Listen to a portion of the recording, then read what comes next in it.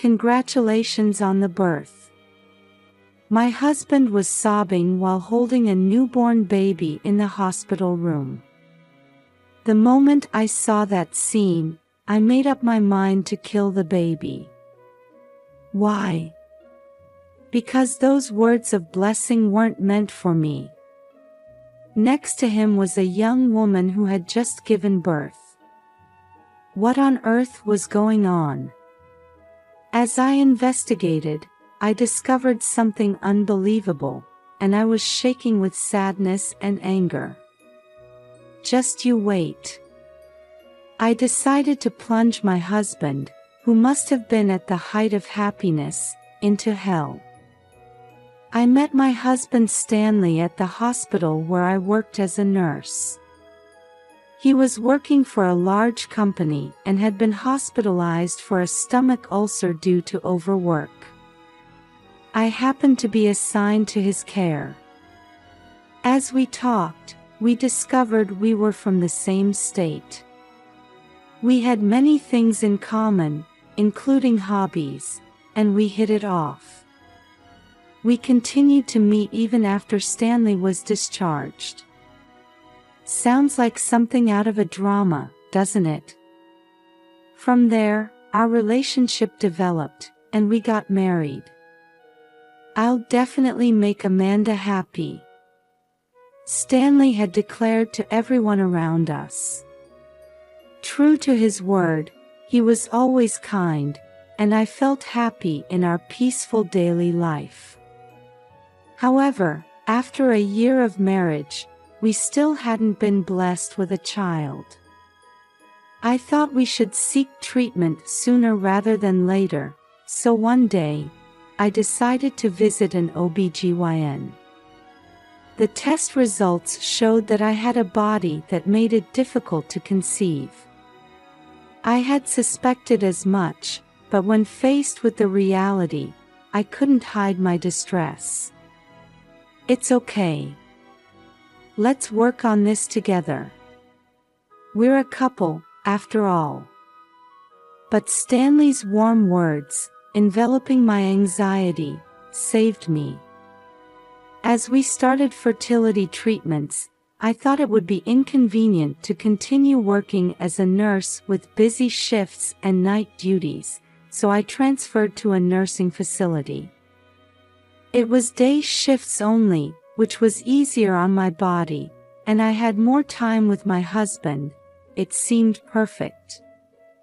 Stanley was very supportive, but time passed without us being able to conceive, and I turned 39.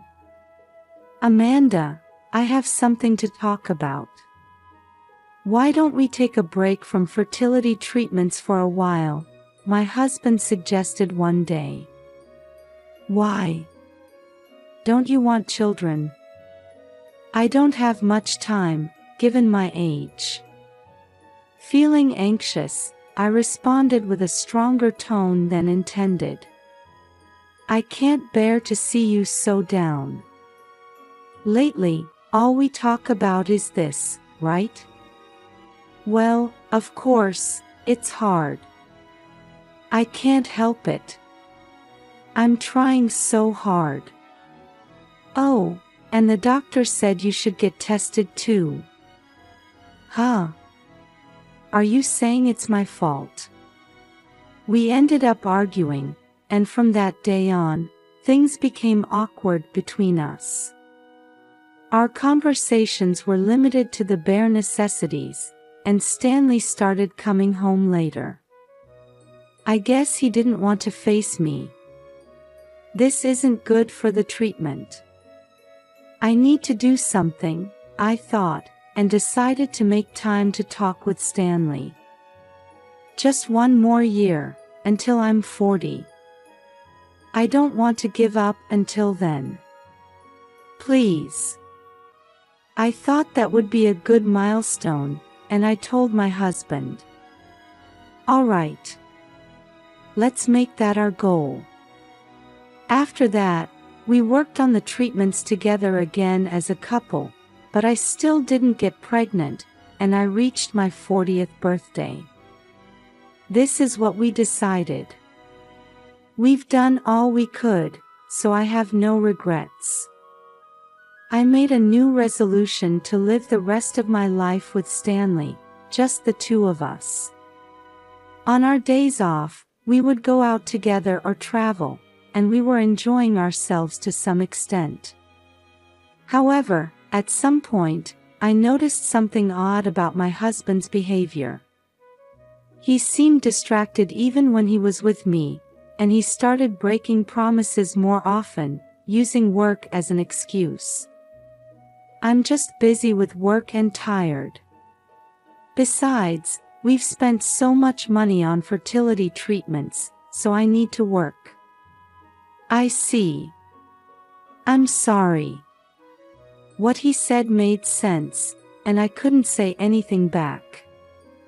However, I noticed that the amount of money Stanley was putting into our joint account was decreasing, and the balance in our couple's account was getting low. Honey, have you been withdrawing from our savings lately? Yes. What did you use it for? You could have at least told me. I didn't mind him using the money, but I thought he should have consulted me beforehand. Then my husband glared at me with his eyes narrowed. Shut up. What's wrong with me using my own money? Don't interfere with everything. Stanley had never raised his voice like that in the 7 years we'd been married, so I was surprised and shocked. Did I say something so wrong? Maybe I'm interfering too much with him, as he says. I thought I had given up on having children and changed my mindset, but maybe I was still clinging to him because he was all I had. I felt remorseful. After that incident, there was a certain coldness between us. Thinking I wanted to be emotionally independent from my husband and live my own life, I threw myself into work. Unlike when I worked in the hospital ward, I enjoyed having time to talk leisurely with the residents in the home-like facility, and I thought nursing was my true calling. One day, a resident said, I want to go see my grandchild who was just born. When I checked with my supervisor, they said it was okay if family members accompanied them, so I ended up going along on this outing. When we arrived at the maternity ward that day, the resident was overjoyed to meet her granddaughter and the newborn baby. I decided to wait in the hallway, but as I sat in a chair, I saw a man who looked very much like my husband entering the next room. He seemed to be in a hurry and didn't notice me. Stanley? No, it couldn't be. I thought, but I missed the chance to call out to him. Still, feeling curious, I decided to peek into the next room. Sure enough, the man was my husband, and next to him was a smiling woman I didn't recognize.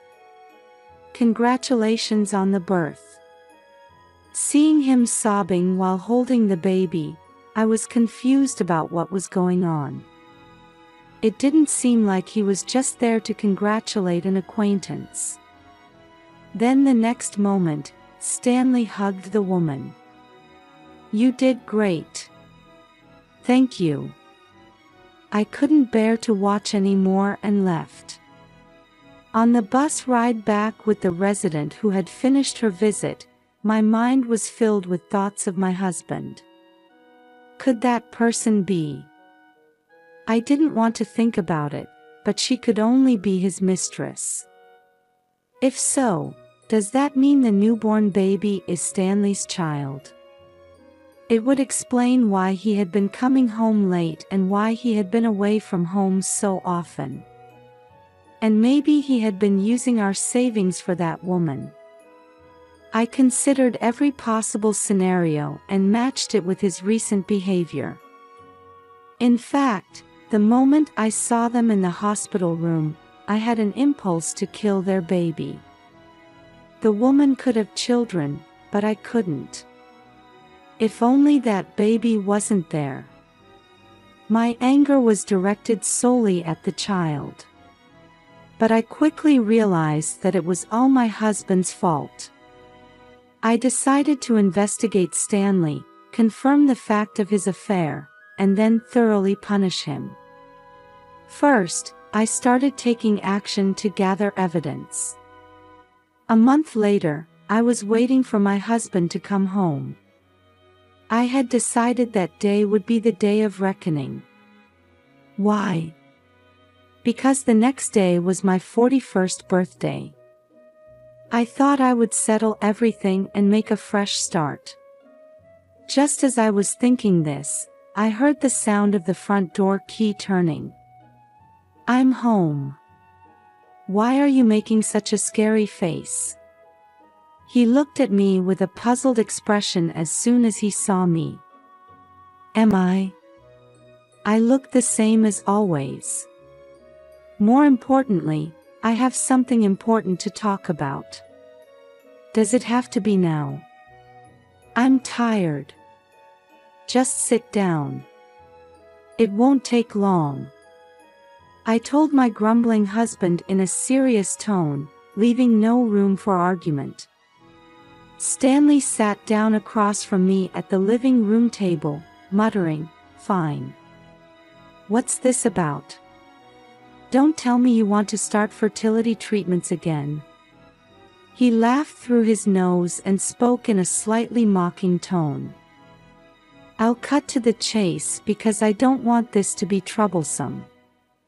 I saw you at the hospital a month ago." "Huh? There's nothing wrong with me."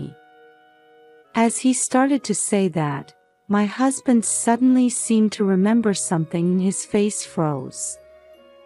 I didn't elaborate and waited for his next words. "Oh, that was just me going to congratulate an acquaintance on their baby." He was trying to act calm while hiding his panic. "Oh? But you were hugging that woman, weren't you?" I turned on my smartphone that was on the table and showed it to my husband. It was a video I had secretly taken of the two of them. "She's just a huggy person, it was just for fun." My husband started making nonsensical excuses. I deliberately didn't address that and instead showed him some photos. "You even accompanied her on the day she was discharged from the hospital. That's more than just an acquaintance, isn't it?" They showed Stanley standing close to the woman holding the baby as they left the hospital. There were also pictures of him entering what seemed to be her apartment. "That's..." My husband started to say something but then fell silent. On that day, I had heard the resident's granddaughter saying, "It seems the person in the next room gave birth on the same day." So I thought their discharge day would probably be the same, and I had planned to stake out the entrance of the maternity ward on my day off from work. On the day, I had the idea to follow Stanley, so I tailed him from the morning. When he got on a bus heading in a different direction from his workplace and went straight to the hospital, I knew my guess was right. As I waited outside the hospital, my husband came out with the woman and the baby, and I captured it in photos. "So you betrayed me and had an affair with this woman, right?" Stanley wouldn't meet my eyes and didn't answer. "I have proper evidence. I think it would be better if you confessed with your own mouth." I provoked Stanley, but he just glared at me and kept his mouth shut. So I spread out several printouts of messages exchanged between my husband and his mistress on the table. They were from Stanley's smartphone, and his mistress appeared to be a 30-year-old woman named Sarah who worked at a strip club. Stanley hadn't deleted the message history, and all their exchanges were still there. There were messages like, "I love you more than anyone," and "Let's go shopping for baby clothes together next time," just like a lovey-dovey couple. Moreover, among the photos they had sent to each other, there were pictures of them hugging and kissing. Looking at someone else's phone without permission, you're the worst. I didn't think you were that kind of person. I don't want to hear that from you. I'm returning those words right back at you. That's my line. You should be grateful that I'm even staying with a defective product like you who can't have children. My husband became defiant and threw horrible words at me that cut deep into my heart. I couldn't help but frown. Men are creatures who instinctively want to leave behind offspring. That's natural. Stanley took the opportunity to attack me. For a moment, I felt like giving up, but I clenched my fists and rallied myself. That doesn't make it okay to have an affair, I retorted, but my husband turned away, showing no signs of remorse. I wanted a child of my own blood too. But that's not possible with you, is it? Maybe so. Well, Sarah is younger, so that's nice, isn't it? That's right.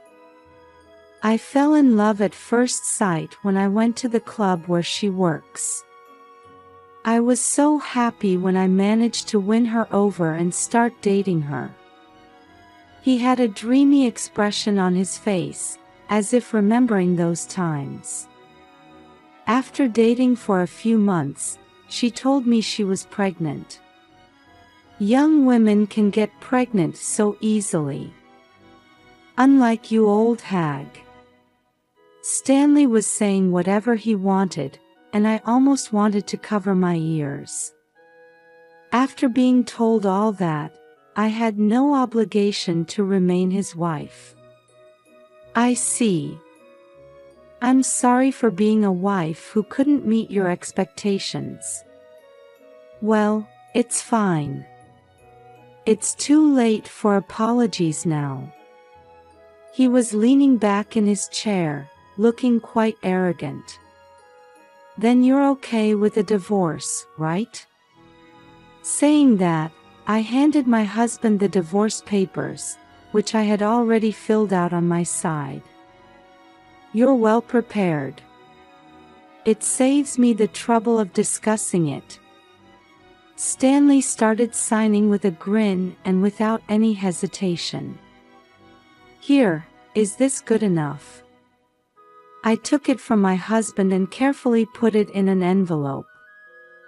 While watching me do this, Stanley muttered to himself, 7 years, it went by in a flash. This isn't the end. The real show starts now.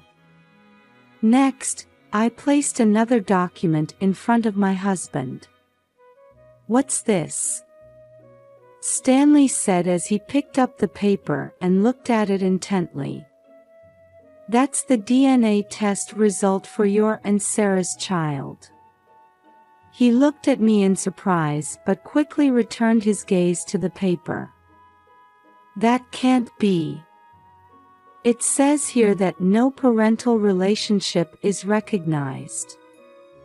My husband raised his voice and desperately appealed to me. That's what it says. But it's real. What's written there is the truth. What do you mean by that? Irritated, he slammed his hand on the table. I mean exactly what it says. I deliberately echoed his words back to him. Then Stanley made an angry face and shouted, "Cut it out." I let out a big sigh. There's another father for that child. You're not related by blood to that baby. Even after I said this, my husband still didn't seem to understand what it meant. I met and talked with her directly. I reluctantly decided to explain to Stanley. After Sarah was discharged, I visited her apartment while my husband was at work. There, I told her something and then confirmed whether the child was really my husband's. At first, Sarah denied it, but she finally confessed that the child's father was another man. And she agreed to do a DNA test. Before that, when I was trying to investigate her and was observing the apartment, I saw a different young man entering her home on days when Stanley didn't come. At that time, I thought maybe. Damn it. Sarah, that woman betrayed me. Stanley was making a face like he had swallowed a bitter bug while listing his grudges against his mistress. Then, as if he had realized something, he looked at me. Come to think of it, what was that thing you said you told her earlier? Ah, that. I hesitated for a moment but looked straight into his eyes to tell him the truth I had been keeping silent about. You're infertile. What? That can't be. Actually, before we stopped fertility treatments, we had gone to the hospital together as a couple and had tests done. Stanley probably thought I would give up easily if I faced reality. When I said, you should get tested too, just in case, he readily agreed at that time. Though he did add the parting shot, of course, there's nothing wrong with me. I went alone on a different day to hear the test results, and what I found out was that I still had a body that made it difficult to get pregnant, and my husband was also infertile. Of course, I intended to tell my husband about this, but he was not only coming home late but also often away from home saying he was on business trips. We kept missing each other, and I thought this wasn't something to talk about over the phone or email, so I ended up not being able to tell him. No way, there's no way that could happen to me. My husband's face turned pale, but he still wouldn't admit it. Yes, it's true. You'll understand if you look at this. I handed him the paper with the test results. Then, after staring at it intently, Stanley crumpled up the paper and threw it on the floor.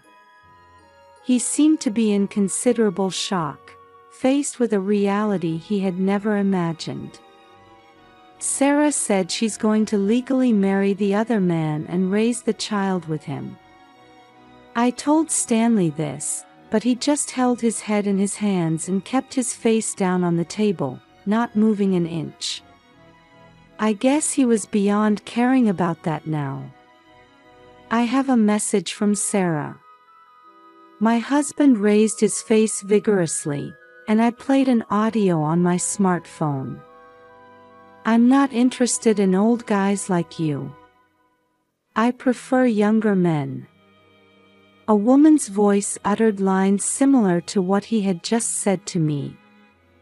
Then, even more cruel words flowed out. I only thought of you as a walking ATM. It seems Sarah had gotten pregnant with her boyfriend's child when she had no money and was wondering what to do. She thought she couldn't give up the child of the man she loved, so she planned to pretend it was the child of a strip club customer she was involved with at the time, Stanley.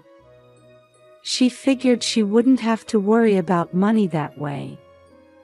Her partner also agreed to this plan, so in the end, my husband had been thoroughly deceived by both of them. The audio ended with the dismissive words, "Thank you for spending so much money on me. From now on, I'll do my best with my husband. Don't mess with me." He pounded the table repeatedly, venting his anger that had nowhere else to go. After that, my husband suddenly became like an empty shell. At that point, I decided to deliver the final blow to him. I'll make sure you pay compensation for the affair and return the couple's savings you used without permission. As I stood up from my chair and was about to go to the room to pack my things, Stanley grabbed my arm. "Wait! Don't go. Let go of me. I have nothing more to discuss with you. I don't want to be alone. I want to start over. Let's be good to each other like before." My husband clung to me, crying that he didn't want a divorce, but I shook off his hand with all my might. Then, I waved the envelope containing the divorce papers in front of his eyes. "It's impossible. All that's left is to submit this." "No. Give that back to me. Please." "Absolutely not. It's pathetic to be fooled by a woman while drooling over her. You brought this on yourself." When I cut him off so decisively, my husband muttered, "No," and started crying out loud. The sight was so pitiful that it would instantly cool even 100 years of love. I sighed and left the place.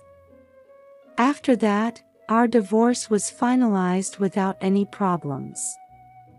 Stanley kept whining until the end, but when I told him that I had already consulted with a lawyer and that it would cost him even more money if it went to court, he finally seemed to give up. I demanded a lump sum payment from him, $30,000 in compensation for the affair and $5,000 for the couple's savings he had used up. Stanley complained, "I can't pay that much. It's impossible." I told him to pay from his savings. However, his balance was zero. It seems he had been lavishing quite a lot on his mistress. He apparently cried to his parents, but I had already reported everything to his parents beforehand, so he was beaten and rejected for being such a terrible son. In the end, he took out a loan to pay me.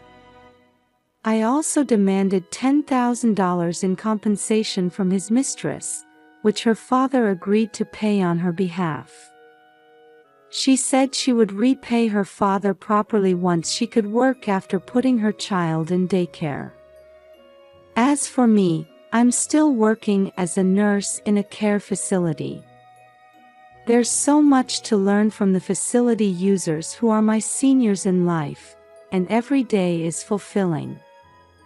Recently, I've set a goal to become a midwife. I'm studying for that now.